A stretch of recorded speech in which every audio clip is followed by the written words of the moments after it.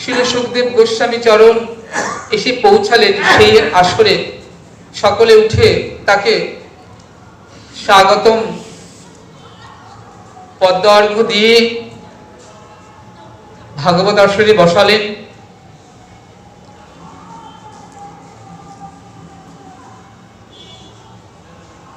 পরীক্ষিত মহারাজ সে আসরে এলেন, বললেন, হে গুরুদেব,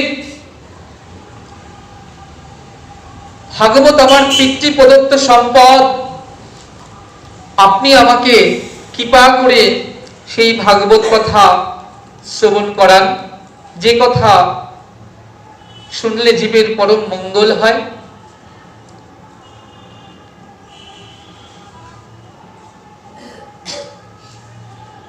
শ্রী সুখদেব গোস্বামী ভাগবত কথা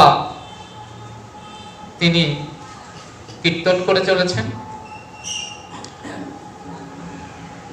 এদিকে কুরুপতি দুর্যোধন কুরুক্ষেত্রের রণাঙ্গনে উরুভঙ্গ হয়ে পড়ে আছেন।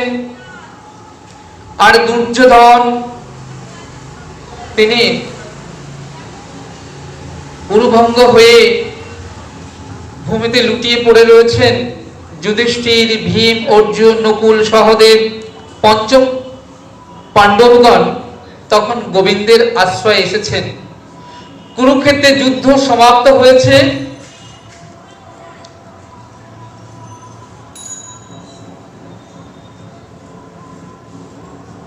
অর্জুন পুত্র অভিমন্যু সপ্তরথী দ্বারা নিহত হয়েছেন। অভিমন্যু স্ত্রী উত্তরার গর্ভে তখন মহারাজ পরীক্ষিত।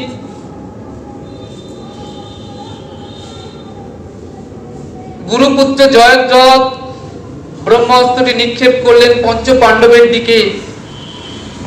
যেহেতু পঞ্চ পাণ্ডব আমার গোবিন্দের আশ্রয়ে আছেন, অর্থাৎ তারা গোবিন্দের শরণাপন্ন হয়ে রয়েছেন, সেই হেতু ব্রহ্ম অস্ত্রটি পঞ্চ পাণ্ডবের কোনো ক্ষতি করতে পারল না। তখন ওই যে ব্রহ্ম অস্ত্র কি হলো না, ছুটে যাচ্ছে উত্তরার গর্ভে মহারাজ পরীক্ষিত আছেন, সেই গর্ভের দিকে। উত্তরা ওই ব্রহ্মাস্ত্রটিকে দর্শন করে ভয়ে ভীত হয়ে সন্তপ্ত হয়ে ছুটতে ছুটতে হানাত হানাত বলতে বলতে একেবারে যেখানে গোবিন্দ দাঁড়িয়ে আছেন গোবিন্দ চরণে এসে পড়লেন। সেখানে দাঁড়িয়ে ছিল দ্রৌপদী, দাঁড়িয়ে ছিল সুভদ্রা, দাঁড়িয়ে ছিলেন রাজমাতা কুন্তী, দাঁড়িয়ে ছিলেন পঞ্চ পাণ্ডবগণ, যারা এক এককে মহাবীর পরাক্রমী, আর দাঁড়িয়ে ছিলেন ভগবান শ্রীকৃষ্ণ বাসুদেব। ওই ব্রহ্মাস্ত্রটিকে দেখে ভয়ে ভীত হয়ে অত্যন্ত সন্তপ্ত হয়ে আজকে উত্তরা হানাত হানাত রক্ষা করো নাথ বলতে বলতে গোবিন্দ চরণে এসে পড়লেন। কেন গোবিন্দ চরণে এসে পড়লেন? যেখানে তার পঞ্চ শ্বশুর দাঁড়িয়ে আছে, তারা এক একজন মহাপরাক্রমী বীর,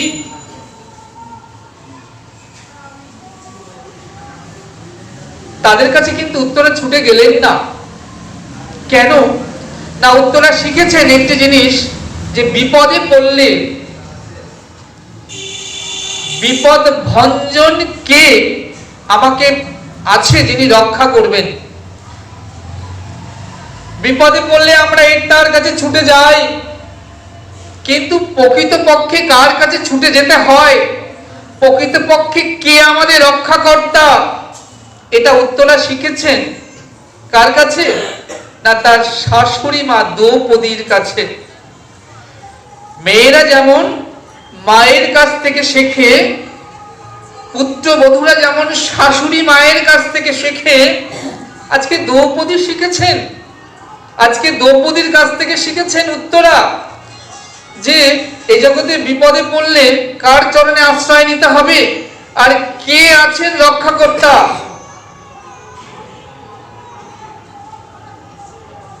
কিভাবে শিখেছেন না, বলছেন যখন ভরা রাজসভায় রজস্বল অবস্থায় দ্রৌপদীকে দুঃশাসন চুলের মুঠি ধরে টানতে টানতে নিয়ে এলেন,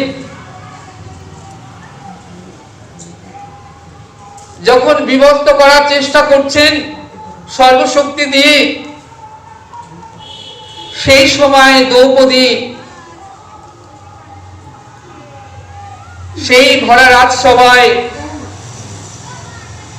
পিতামহ ভীষ্মদেবের কাছে, দ্রোণাচার্যের কাছে, কৃপাচার্যের কাছে,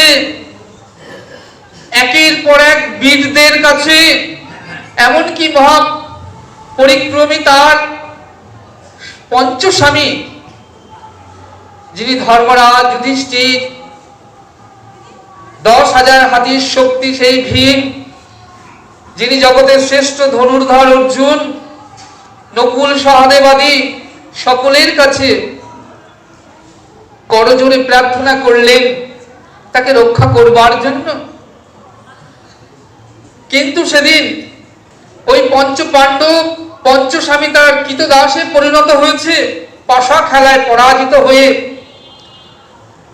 সকলের কাছে করজোড়ে চোখের জলে কত বক্ষ ভাসিয়ে মিনতি করছেন, আমি কুলের কুলবধূ, আপনারা এক একজন বীর, মহাবীর, আপনারা কুলের কুলবধূর মানকে রক্ষা করুন, তার মানকে ভুল লুণ্ঠিত হতে দেবেন না।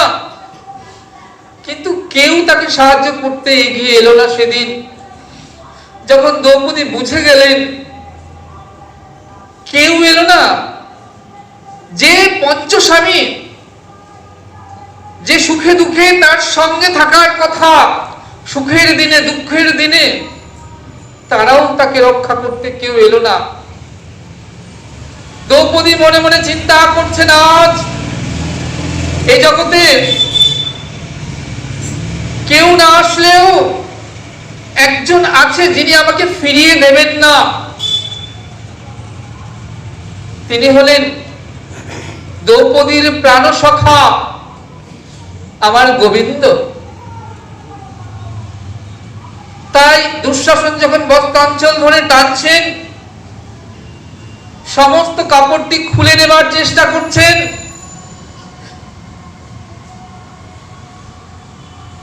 দ্রৌপদী এক হাতে বস্ত্রাঞ্চল ধরে নিজের বস্ত্রকে রক্ষা করার চেষ্টা করছেন, আর এক হাতে সেই দ্রৌপদীর প্রাণসখা গোবিন্দকে ডাকছেন,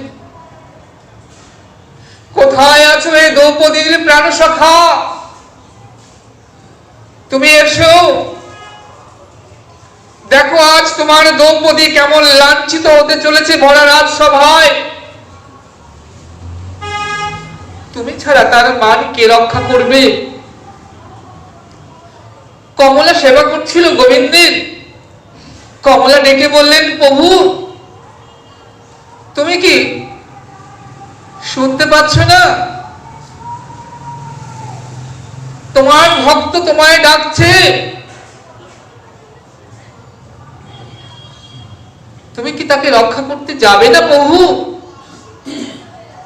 গোবিন্দ বলছে, শুনতে পাচ্ছি কমলা, আমি তো যাব, কিন্তু কেমন করে যাব? জীব যতক্ষণ না নিজেকে আমার চরণে আত্মসমর্পণ করবে পরিপূর্ণভাবে, আমি তো যেতে পারি না। আমি তো গীতাতে বলেছি পরিষ্কার করে, যে যথামাং প্রপদ্যন্তে তামস্ত দৈব ভজাম্যহম, যে ভক্ত আমাকে যেভাবে ভজবে আমি তাকে তেমন ভাবেই ভজনা করি তার। ওই দেখো সে নিজেকে বস্ত্রাঞ্চল চেপে নিজের শক্তিকে প্রয়োগ করছে, নিজেকে রক্ষা করার চেষ্টা করছে, আমার চরণে পূর্ণ শরণাগতি তার নাই। এক হাতে নিজের বস্ত্রাঞ্চলে রক্ষা করার চেষ্টা করছে, আর এক হাত তুলে আমায় ডাকছে। আমি কেমন করে তাকে রক্ষা করতে যাব কমলা? এবার দুঃশাসন পুরো বস্ত্রটাকে যখন খুলে নিচ্ছে, শুধু সম্মুখের বস্ত্রটুকু রয়েছে, পুরো বস্ত্র খুলে ফেলেছে প্রায়। এমন সময় দ্রৌপদী দেখলেন আর তো হলো না, আর তো নিজেকে রক্ষা করা গেল না। এবার দুটি বাহু তুলে বলছেন, হানা তুমি এসো, তোমার প্রাণ সখা দ্রৌপদীকে রক্ষা করো। কমলা বলছে, এবার তো তুমি যাবে প্রভু।